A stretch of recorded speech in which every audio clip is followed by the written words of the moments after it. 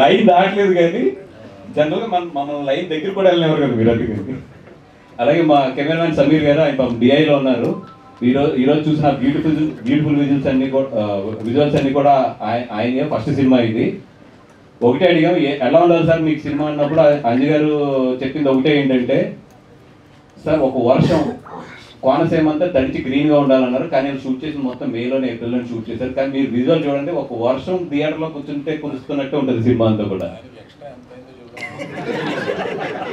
అవును sir, cinema 52 రోజులు plan చేసుకున్నాం, కానీ ఆ వర్షం పెడతాం వల్ల సినిమా 67 రోజులు షూట్ చేయవలసి వచ్చింది. 12 రోజులు వర్షం తిన్నది, అయినా కూడా క్వాలిటీ గురించి అని చెప్పి కాంప్రమైజ్ అవ్వకుండా చేసాం. అది దానికి అరవింద్ గారు ఏదన్నా ఉంటే నా రెగ్యులేషన్ కట్ చేసుకోండి. థ్యాంక్ యూ బన్నీవాస్ గారు. అన్ని రెగ్యులేషన్స్ కట్ చేయండి.